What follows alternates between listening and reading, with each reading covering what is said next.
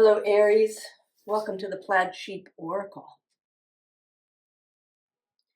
We begin with Neptune. And he is at that 0-degree point of Aries, where he and Saturn will perfect their conjunction next February. But it's also a powerful point, the first and last degrees, the 0 and the 29. He moves back into Pisces on the 22nd of October. But for now, he is still with you. And on the scene underlying is Venus. And she is about to make her entry into Libra on the 13th. And she enters Libra, and then just a few hours later, she perfects an opposition to Neptune. Now, interestingly, below her, we have Taurus, which is one of her home spaces, also where Uranus will return in November. And then Pisces, where Neptune is going. And the moon. Now the moon, when Venus is entering Libra, the moon is about to make a conjunction to Jupiter in Cancer, which is the moon's home. And between that conjunction perfects between Venus's entry into Libra and then her perfection with Neptune.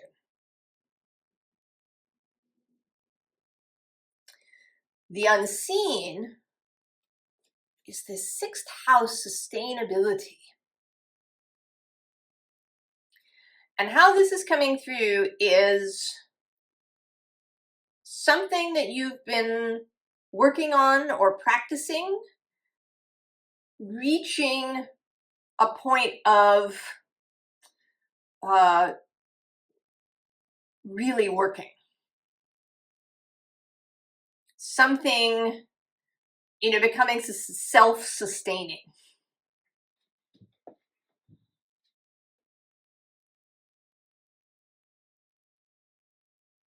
So this sense of something maturing to the point of being self-sustaining, the way a small animal might. First, the animal is dependent on the mother for milk, and then on learning how to find her own food, but then she is self-sustaining. Or a new seedling that you plant, or some other thing that is initially in its infancy, it's growing, and then it becomes self-sustaining. It matures to the point where it's okay on its own, or it's happening. I don't know why I'm having such difficulty in describing this. It's really clear to me, but for some reason I feel as if I'm struggling to talk about it. We also have this 6 of Stones, and that's kind of feeling the same way.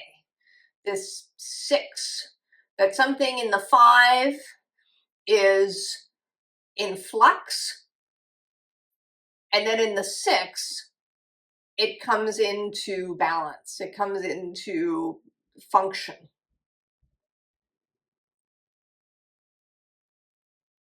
It comes into order.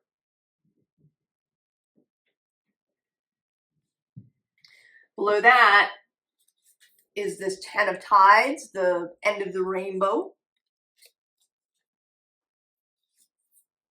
And death. And then here you are, the Queen of Branches, the Queen of Wands. And I'm going to go one more because there's another 6. The 6 of Tides, the 6 of Cups.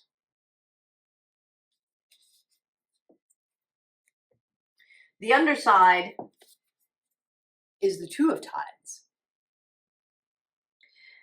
And this has the sense of this, whatever it is that you are working with. I think that this is some practice that you're engaged in.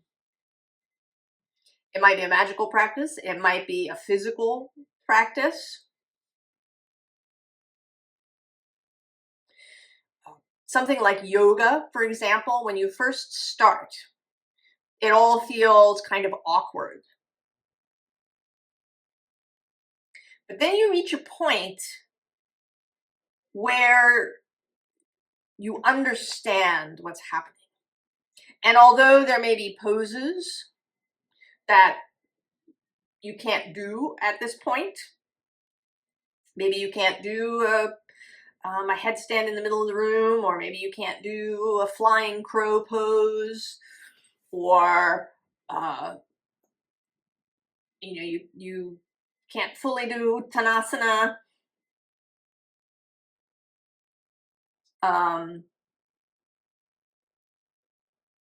Or you need a lot of props for something, but you understand. You can go into a yoga class and feel like you know what's going on, that you have a grasp of what is happening, that you understand how now to move into a new pose, that you can see the sequence of things. So there is some point reached, a level of expertise reached, where you feel pretty confident. One can see this if you were a lawyer, and after your first couple of court cases, you would feel more confident going into the courtroom or going into a negotiation.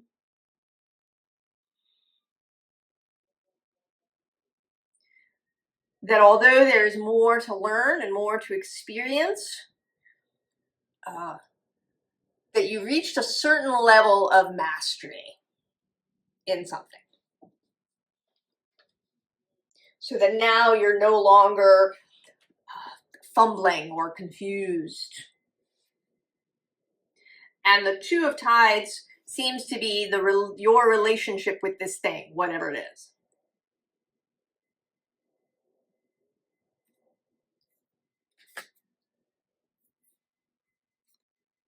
Four of Stones, that stability, that landing in the place. And then interestingly, the 5 of Branches. So now that you have this level of stability,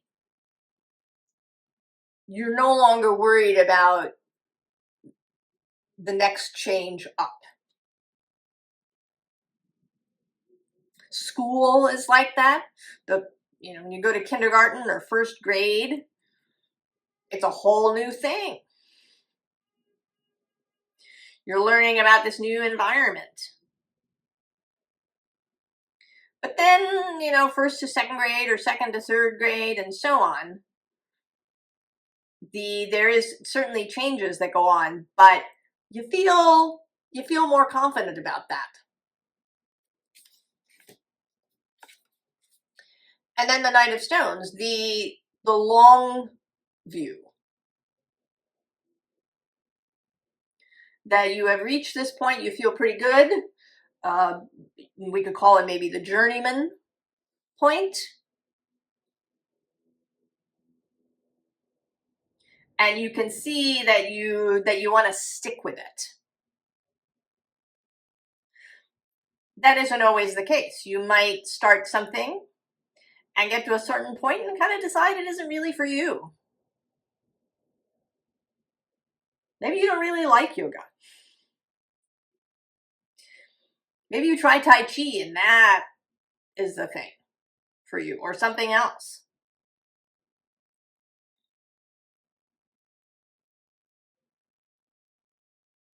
But now you know you want to stick with this for the foreseeable future.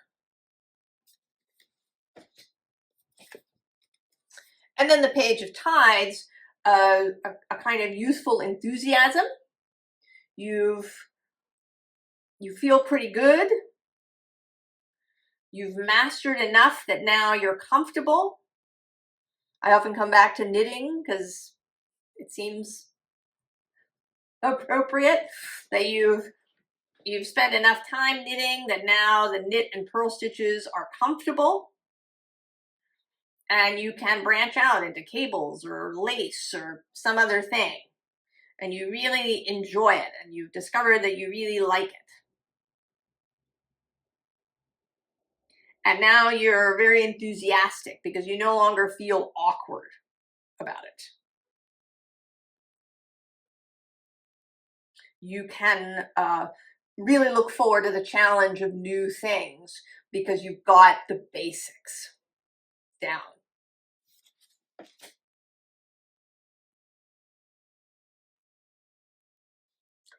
And I want to say that it's just in time.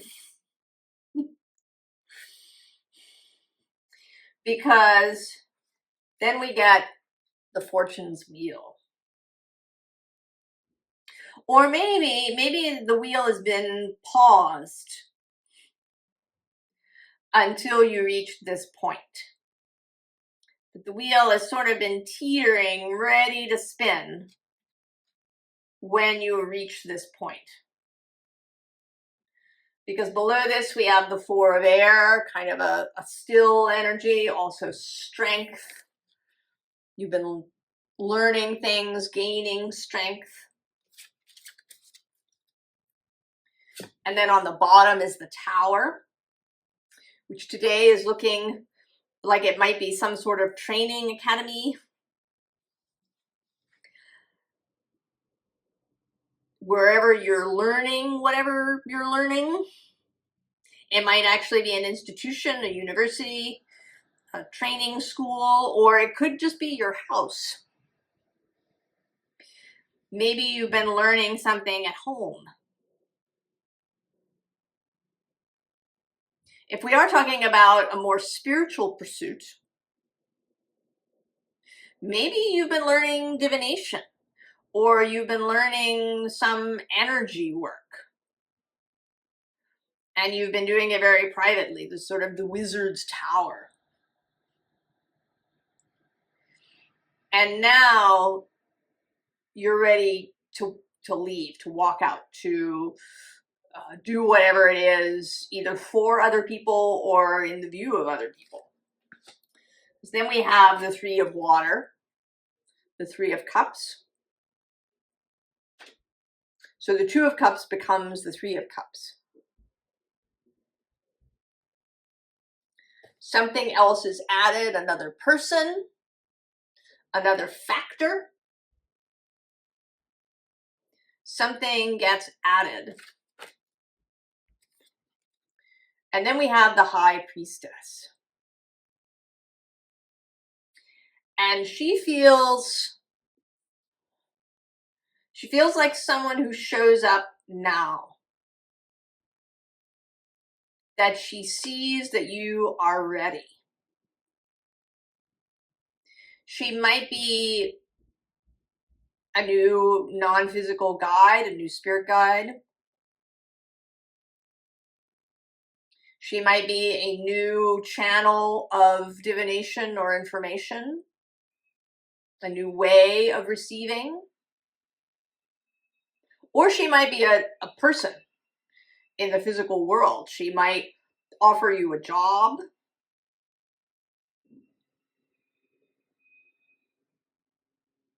When she sees this.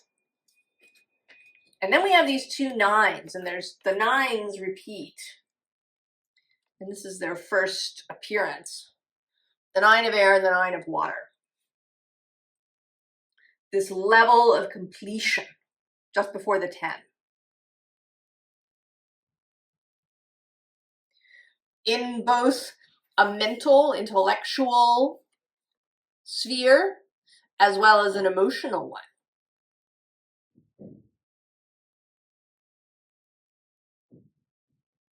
Mastery of these realms, and together they are very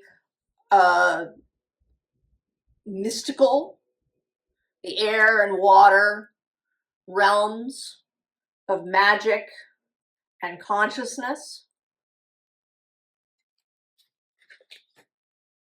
And they come first.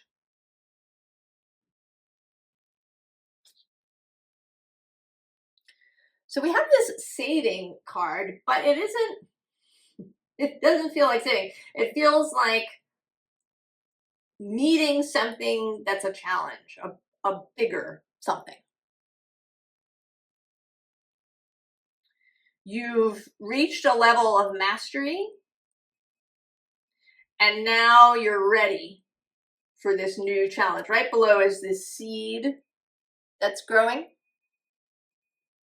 Also this spindle, the spinning of thread, right? The continuum.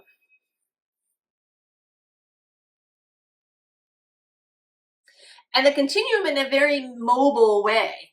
The spinning wheel also exists in this deck, but the spindle came first. Spinning wheels didn't show up until, I think, the 15th century. And spindles are mobile. There's a writer who talks about fiber arts, and when she was a kid, her parents lived in the Andes, and all the kids there that live amongst the sheep and alpacas, they all learn to spin when they're tiny children. And she, at the age of 8 or 9, was, after a while, deemed sort of adequate at this. But the children would just go out, they'd walk around with these drop spindles, and they could spin while moving. They were so practiced that they could spin while moving.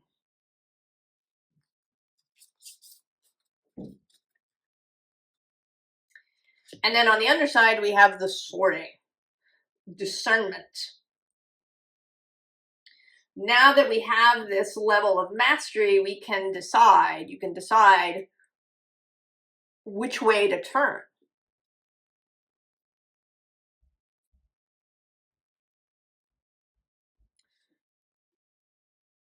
How to proceed from here, where the Knight of Stones is going to go.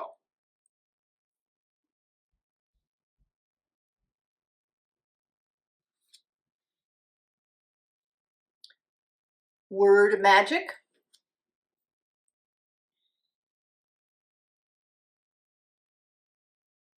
There is something maybe about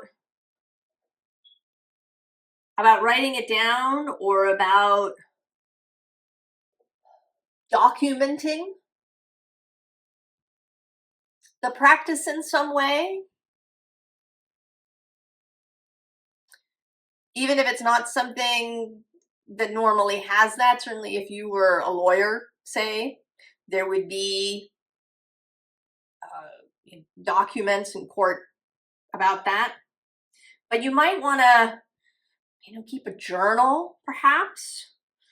Or if we are talking about magical practice, that you want to record what happens when you perform magic and how it, what's the result. You might actually be using stories in order to do magic. There may be something about how you talk about this that's important.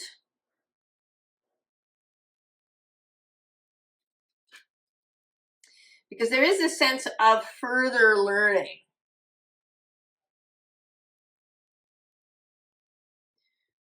Of continuing your education in whatever this is. And maybe even reaching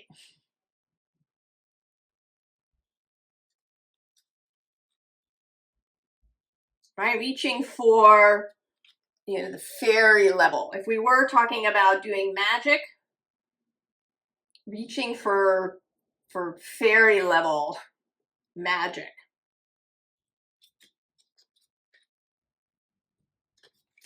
And then with the talking horse, being open to other people showing up, to people giving you advice, to learning from other people.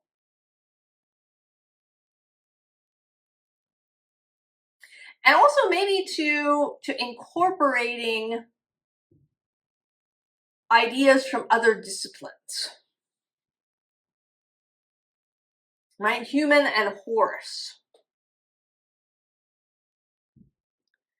If we are talking about yoga, say, that you would be open to incorporating qigong into it somehow, or vice versa.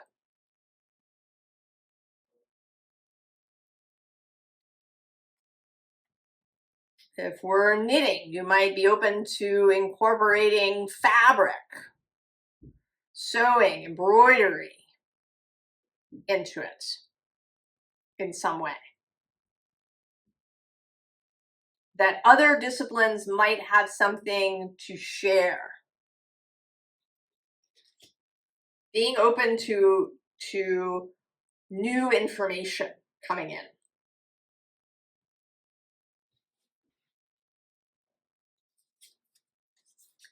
Then we have the moon again.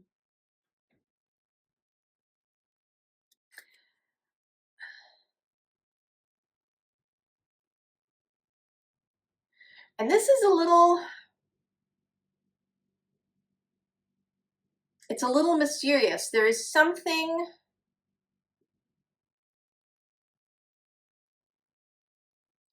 will happen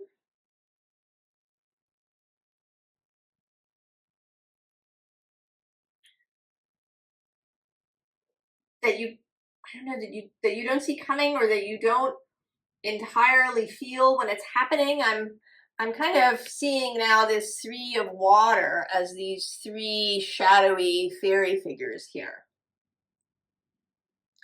And I'm not entirely sure what is happening here. We also have this Council of Monarchs underneath. And then below that is the 9 of Earth. And actually, the Tower again. But the 9 of Earth is this level of mastery within the physical world.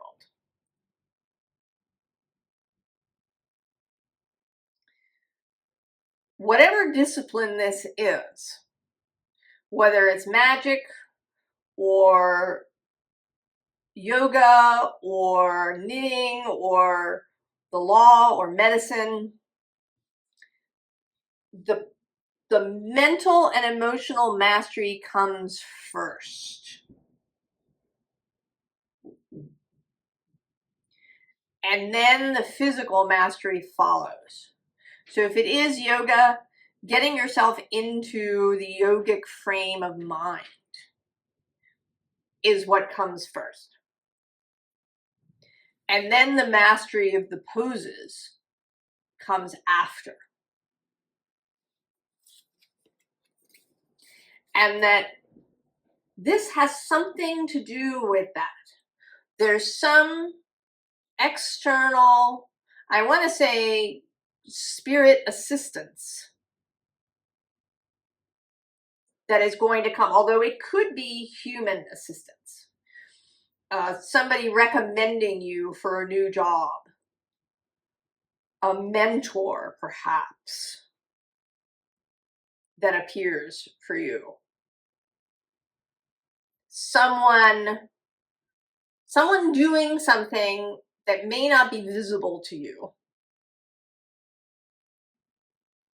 that advances you and helps you reach this 9 of Earth place.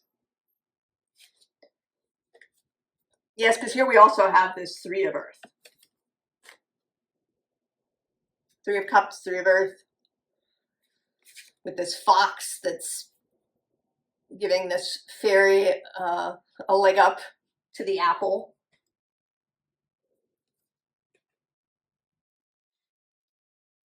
There is some assistance that's going to come that you don't have control over.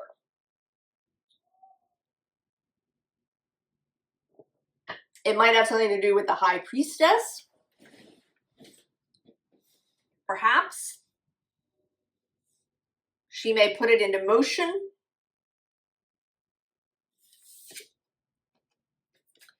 Then there's the Seven of Water. Choices will be ahead of you.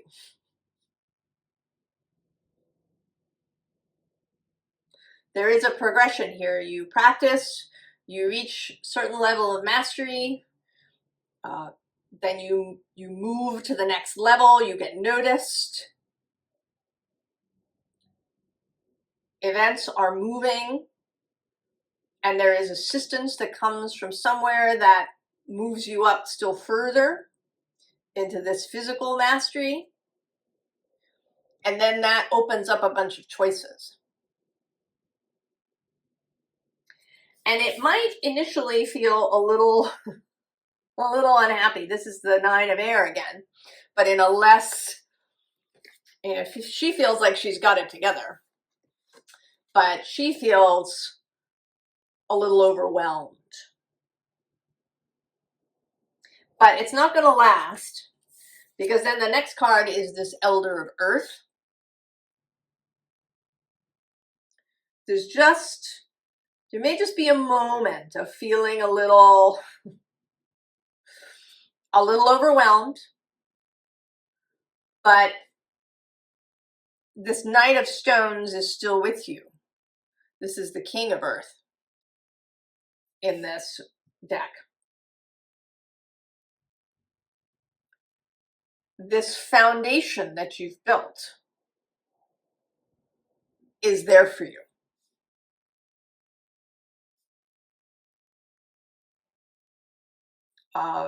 Like a body memory,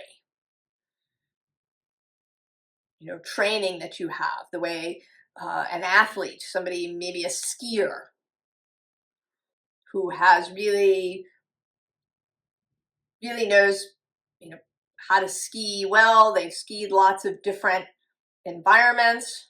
And then if they hit a patch of something, or maybe they get moved up to a slope that they've not, the double diamond slope, they know, they have, the body knows maybe how to fall if they fall down the first time they go down the slope. It's not nearly as scary as it is the first time, because there is this experience, this knowledge, this level of mastery of whatever the skill, the discipline is. And then the Two of Fire, heading out, yay! Exciting, this next level of things. So great, ready to go. Mars and Aries.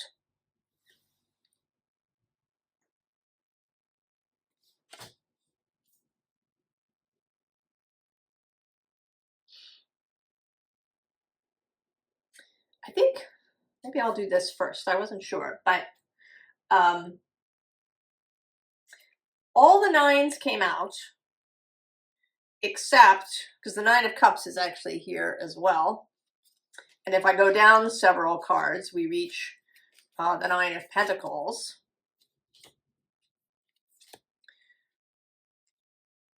So air out twice, water out twice, earth out twice. The card that didn't get itself shown was the Nine of Fire. And I wanted to know where it was, and it was in the Muse deck, which is the Nine of Inspiration. And it's one of my favorite cards, right? She has arrived. She's been through whatever she's been through back there, and she has arrived. And she sits here between this Nine of Voices, dreaming, understanding. This is the Nine of Air again. The mental space. And then this Five of Inspiration, this Five of Branches. This challenge, there may have been trial and error. There may have been falling down. There may have been emotional upset that went with this. Being fiery, there might have been some frustration. But she came through it all, and she has arrived. Formal advice. Well, the Nine of Cups. Enthusiasm, throwing yourself into it. Also with this Moon card, throwing yourself into it. The Lovers, choosing love. Choosing to do this because you love it. Because it feels good, you enjoy it, it's fun, it's great, it challenges you, it's got all the stuff. And we also have the Three of Pentacles, this working together energy with spirit, your guides, your soul, your heart, your friends, your co-workers, whoever it is. And then also the Nine of Pentacles.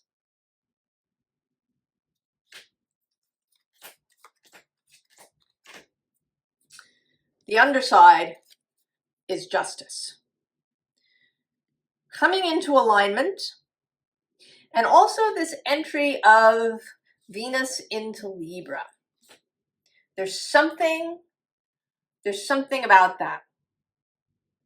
The entry of Venus into that sign opposite you. And this opposition to Neptune, which in this deck is vision. There's something about that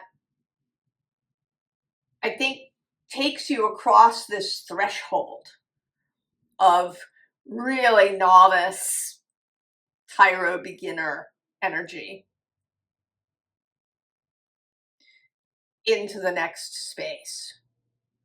There's something about having the vision and then it being made physical with Venus and Taurus here in some way.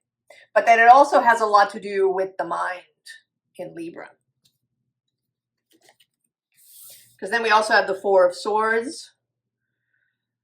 Allow things to sink in.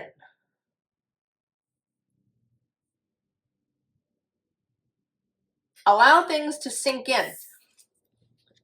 Allow there to be a pause, perhaps, between steps as you learn.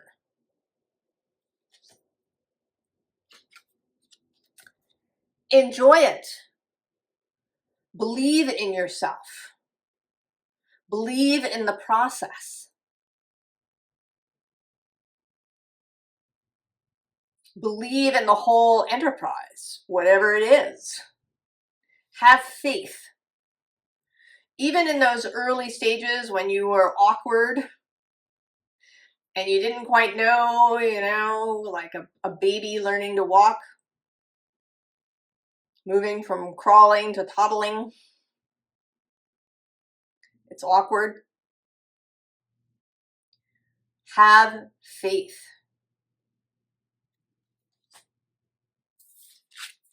And then the King of Cups.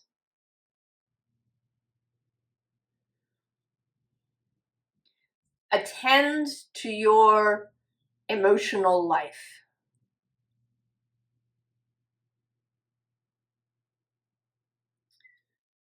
Attend to how you feel. Make feeling really good a priority.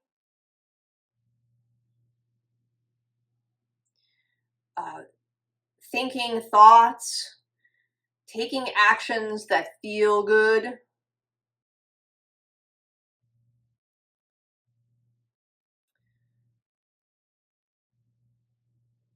Making your emotional experience a priority. But as the king, that means that you also have courage, that you can step into new spaces.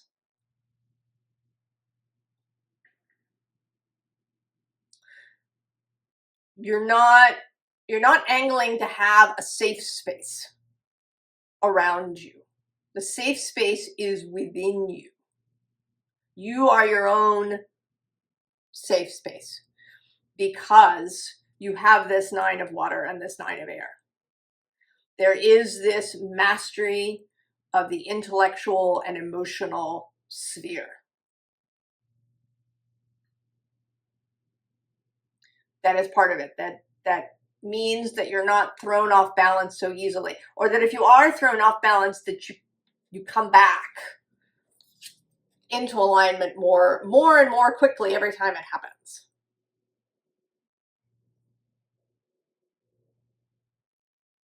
Maybe when you're triggered in something, it used to be that it took you several days to come back into balance and to stop thinking about whatever it was.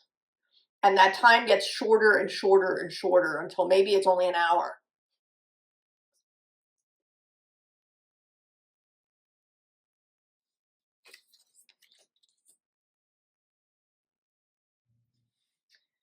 Aries. Mastery and then moving on. It's very exciting. I don't know, I'm having trouble finishing. I feel like I want to cap it off with something. Pull an oracle card at the end.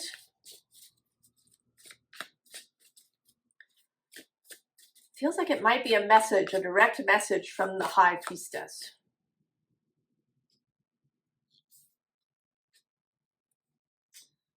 Oh, well, that's interesting. So the card that popped out is the Storyteller.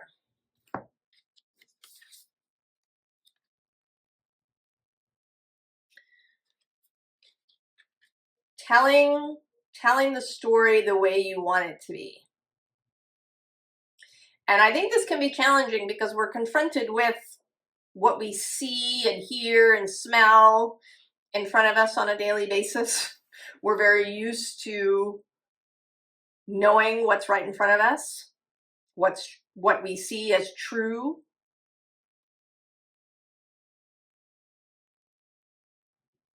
Learning to tell a new story. And then the bottom of the deck is Wish Upon a Star. So there does seem to be, oh, and we've got Birds of a Feather, that 3 of Cups, 3 of Pentacles on the underside. So there does seem to be something here about something manifesting, bringing something into being. Maybe this is a manifestation practice that we're talking about. Or incorporating these ideas about reality creation into anything that you're doing. Aries. So tell the story the way you want it to be. And I don't think you need to move, 4 chapters into the future.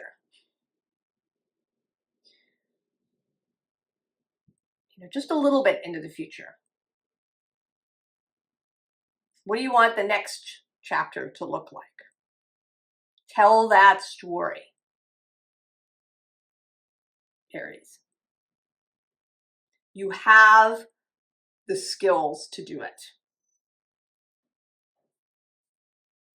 I hope this is exciting, that you feel enthusiastic, that whatever it is that you're working on is going really, really well. And I wish you all the very, very best, Aries.